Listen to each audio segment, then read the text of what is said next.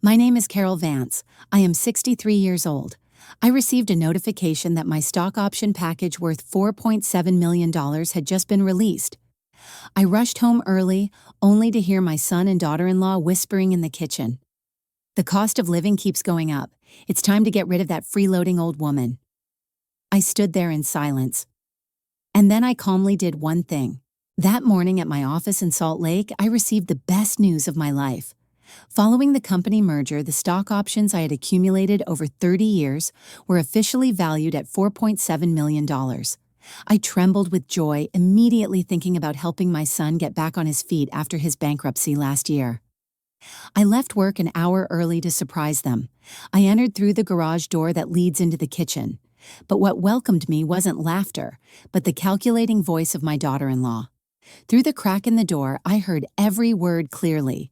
Look, real estate is at an all-time high. Selling this house is enough to pay off all your failed business debts with capital left over to start again. And your mother, I found Sunset Nursing Home down south. It's dirt cheap and perfect for an old woman like her. My son hesitated, but Mom won't want to sell the house. She loves this place. My daughter-in-law gave a cold laugh. Then we trick her into signing a power of attorney. She trusts you more than anyone. I felt like I'd been slapped in the face. I didn't rush in to confront them. I didn't scream. I held my breath quietly, stepped back, returned to my car, and drove away. Hit that subscribe button right now to see how I taught these ungrateful children a lesson they'll never forget. You definitely don't want to miss this satisfying revenge. I drove aimlessly for 20 minutes, the wipers fighting against the falling snow, before pulling into the empty lot of a desolate strip mall on the edge of West Valley City. I killed the engine, but the silence inside the car was deafening. My hands were trembling so violently I could barely grip the steering wheel. Why the question hammered in my chest.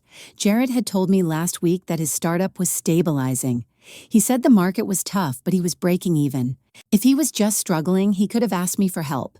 I had savings. I would have given him anything. Why did they need to sell my house so urgently that they were willing to discard me like expired milk? I pulled my phone out of my purse. The screen glowed harsh and bright in the dim car. My finger hovered over the banking app, but something told me to dig deeper. I opened Credit Karma, an app I hadn't checked in over a year because my finances had always been impeccable. The app loaded and the air left my lungs. My credit score, which had sat proudly at 815 for a decade, was now a bright red 540. This must be a mistake, I whispered, my voice cracking. I tapped on the details, desperate for a glitch, a system error, but the data was precise, cold, and undeniable. Under the Open Accounts tab, there were 3 new lines of credit I had never authorized. Cabbage Small Business Loan $45,000, opened 6 months ago. Status delinquent. American Express Business Platinum $30,000 limit. Status maxed out. Blue Vine line of credit $25,000. Opened 3 months ago. Status charged off. I scrolled down, feeling bile rise in my throat. The inquiries matched the dates when Jared had come over to fix my computer or help me update my iPad. He hadn't been helping me.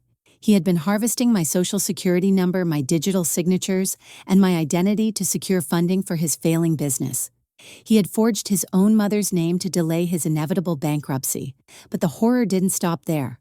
I remembered the syncing feature on our family cloud account. I switched to my email app and went straight to the folder I rarely touch, spam. It was full, not with advertisements, but with threats. Urgent final notice before collections. Notice of default on unsecured personal loan. Legal action imminent regarding Vance Logistics, LLC. And there it was, the missing piece of the puzzle. A notification from a lien holder warning that they were preparing to place a claim against my property due to unpaid business debts guaranteed by my assets. The tears that had been welling up finally spilled over, hot and stinging. It wasn't about my health. It never was. Whitney didn't care about my knees or the stairs. They weren't trying to put me in a home to keep me safe. They needed me out of the house so they could liquidate it immediately. It was the only asset left with enough equity to cover Jared's crimes before the authorities, or worse, the loan sharks, came knocking. If I stayed, I would eventually see the mail. I would answer the phone. I would find out. The only way for them to survive was for me to disappear into the fog of a nursing home, legally incapacitated, while they stripped the carcass of my life's work. I sat there for a long time watching the snow bury the hood of my car. The sadness that had threatened to drown me slowly evaporated, replaced by a cold, hard resolve. I wiped my face with a tissue and checked my reflection in the rearview mirror. My eyes were red, but they were clear. I was no longer the mother they thought they could manipulate. I was the woman who had managed logistics for a multi-million-dollar company for 30 years. I knew how to handle thieves. I started the engine. I wasn't going to run away. I was going back there to give the performance of a lifetime. I parked the car and sat in the driveway for a full minute, adjusting the rearview mirror to check my face. I practiced a vacant, weary expression, letting my shoulders slump and my eyes lose their usual sharp focus. When I finally walked through the front door, I wasn't the logistics manager who had just uncovered a financial crime. I was a tired, confused old woman ready to be manipulated.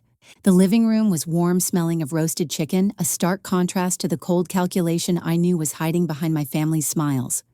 Jared and Whitney were sitting on the couch, but they sprang up the moment I entered. "Mom, you're home late," Jared said, rushing over to take my coat. His voice was dripping with a concern that would have warmed my heart yesterday, but today it felt like slime. "We were getting worried. I lost track of time." I stammered deliberately, making my voice sound thin and brittle.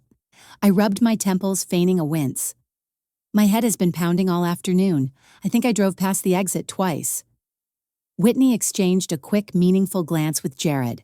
She walked over and guided me to the armchair as if I were made of fragile glass. "See, Jared, I told you." She whispered loud enough for me to hear her tone laced with faux sympathy. Then she turned to me, clasping my hands. "Mom, you're pushing yourself too hard.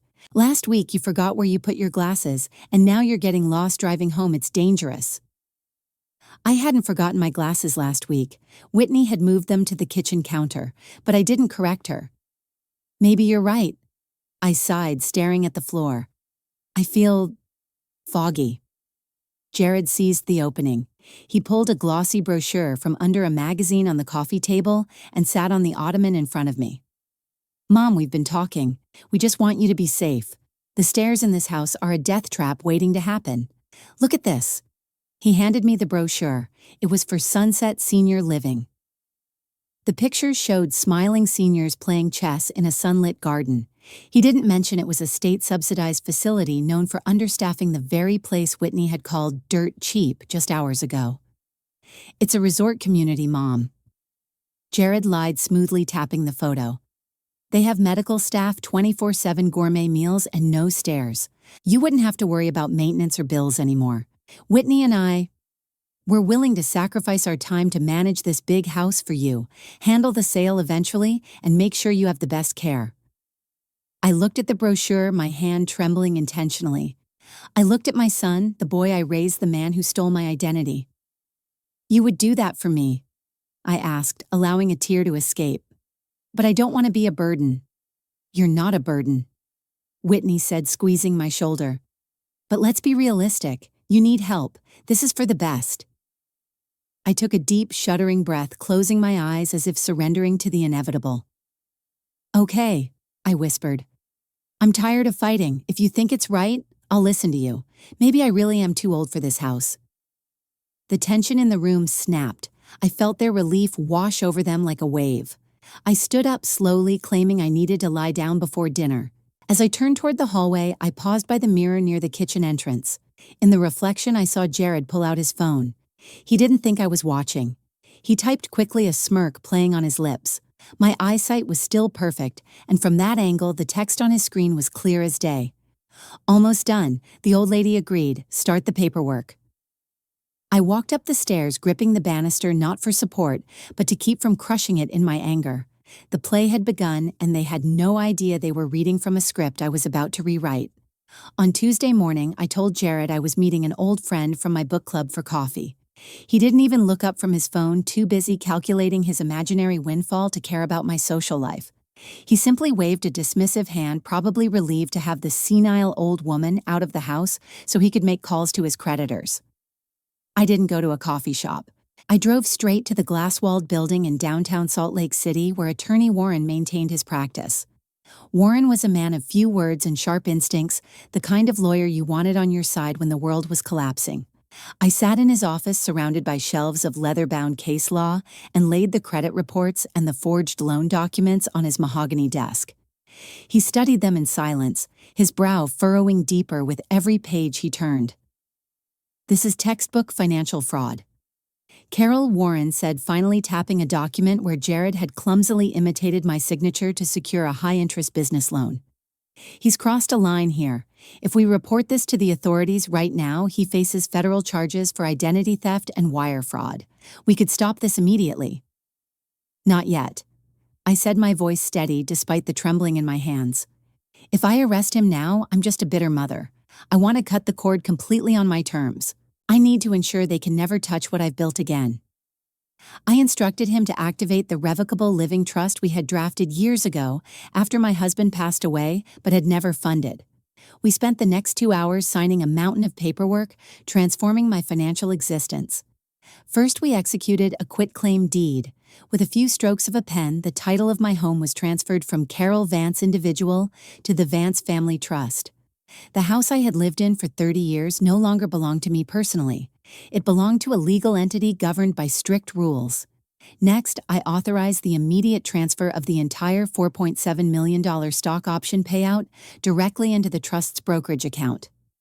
"You understand what this means?" Warren asked, looking at me over his spectacles. "Legally, Carol Vance owns nothing. You are a pauper on paper.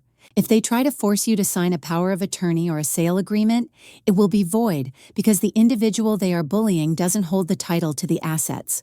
You are merely the trustee." "That's exactly the point," I replied. "Let them try to rob an empty vault." Before leaving, I updated the beneficiary schedule. I removed Jared's name entirely. In his place, I designated a list of charities supporting elder abuse victims. It was the hardest signature I ever had to write, acknowledging that my son was gone, replaced by a stranger who saw me only as a paycheck. On the way home, I made one final stop at an electronics store. I purchased 2 high-definition spy cameras disguised as standard USB wall chargers. If they were going to stage a performance of caring children to manipulate a helpless mother, I needed to record the behind-the-scenes reality for the grand finale. Walking out of the store into the crisp winter air, I felt lighter than I had in years. The fear was gone, replaced by a cold, quiet power. I was returning home penniless in the eyes of the law, a perfect empty vessel for their greed to shatter against.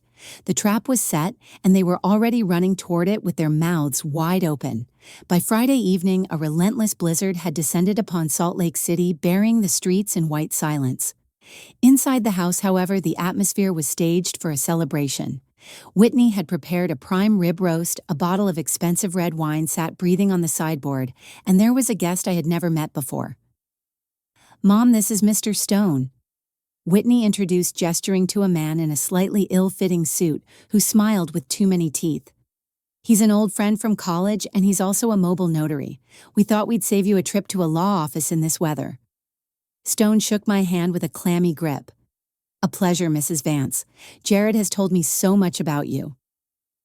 We sat down to eat. The conversation was forced, skirting around the weather and the fictional amenities of the Sunset facility. I picked at my food, knowing the main course wasn't the meat, but the paperwork waiting in Stone's briefcase. As soon as the plates were cleared, Stone wiped his mouth with a napkin and produced a thick, stapled document. "Just some standard housekeeping to get you settled comfortably," Stone said, sliding the papers across the mahogany table. The header was bold and unmistakable, durable power of attorney. "It looks very thick," I said, my voice steady, playing my part one last time. "I thought I just needed to sign admission papers." "It's just legal jargon, Mom." Jared chimed in, pouring more wine into my glass, his hand shaking slightly. "This just lets us handle the billing for the nursing home, talk to your doctors, and manage the utilities here while you're gone. It's for your protection, so you don't have to worry about the details." I knew exactly what it was. It wasn't for doctors.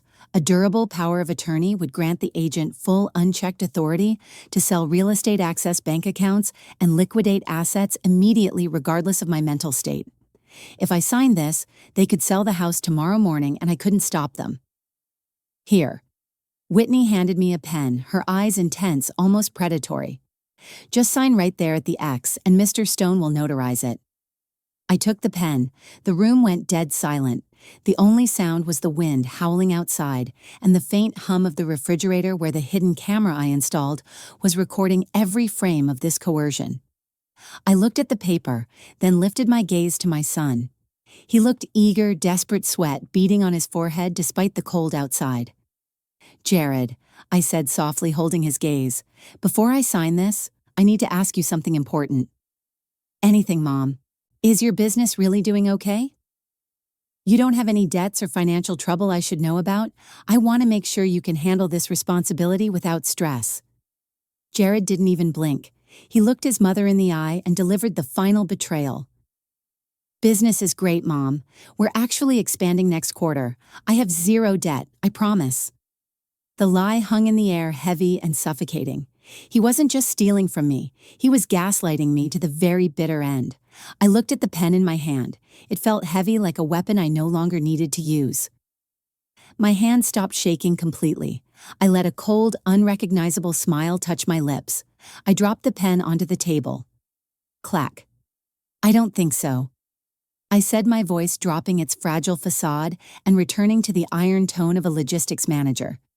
"I won't be signing anything tonight."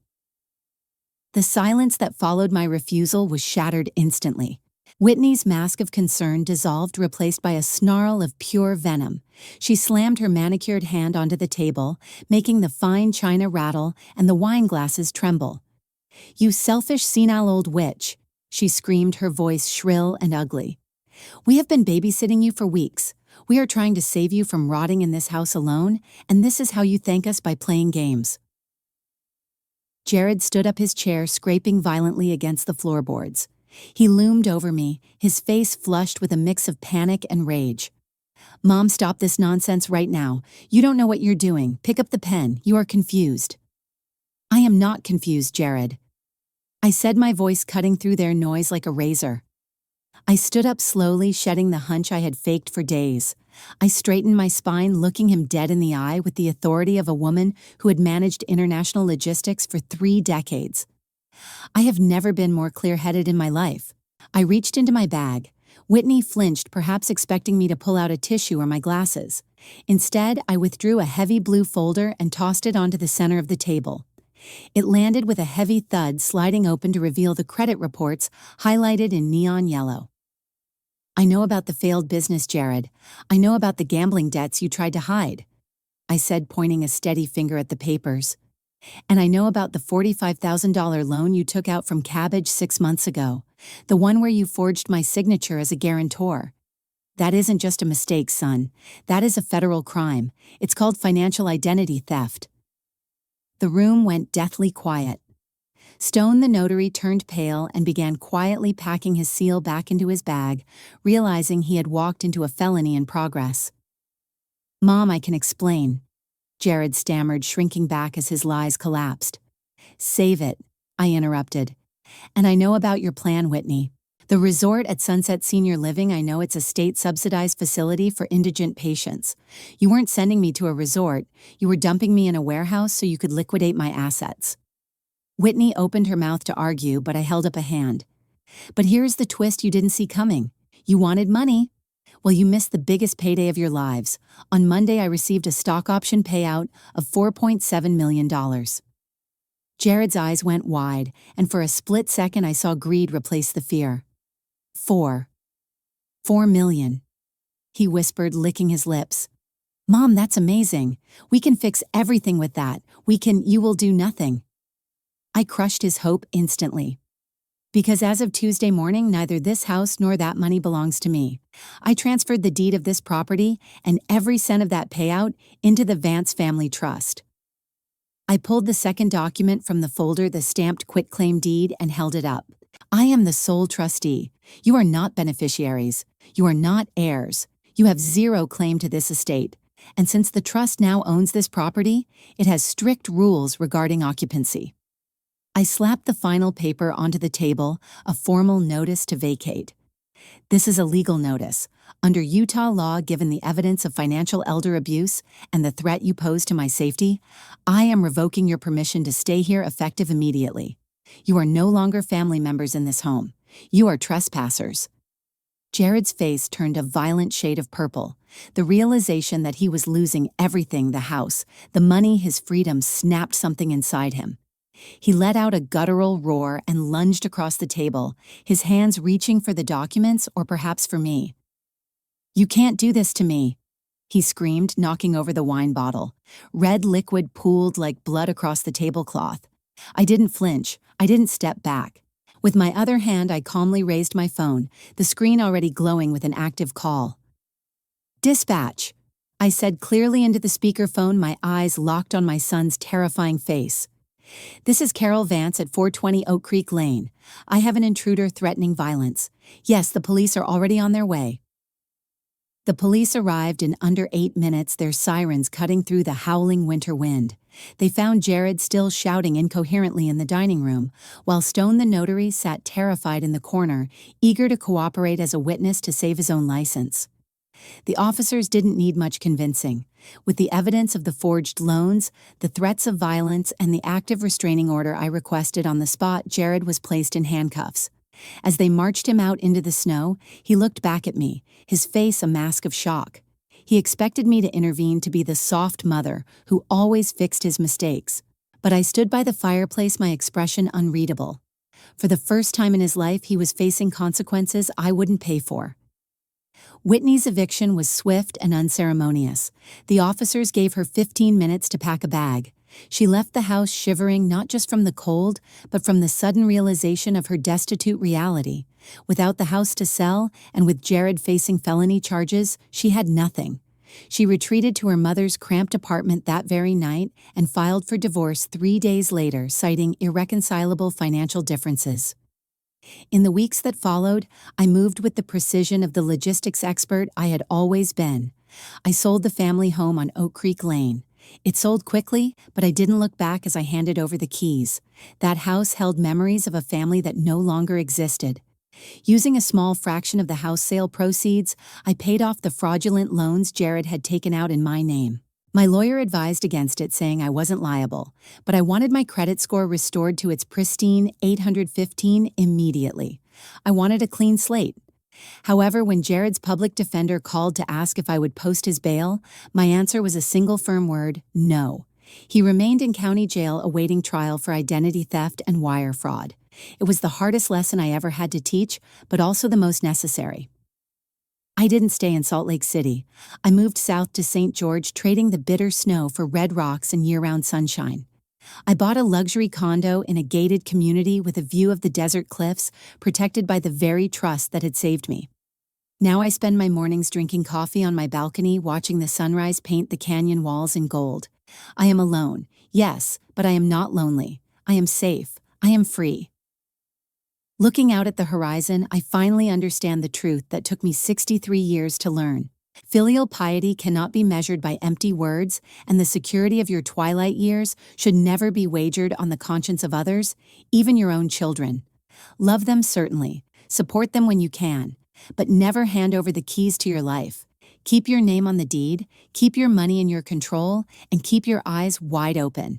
That is not selfishness. It is the only way to ensure that when the winter comes, you are the one holding the warmth.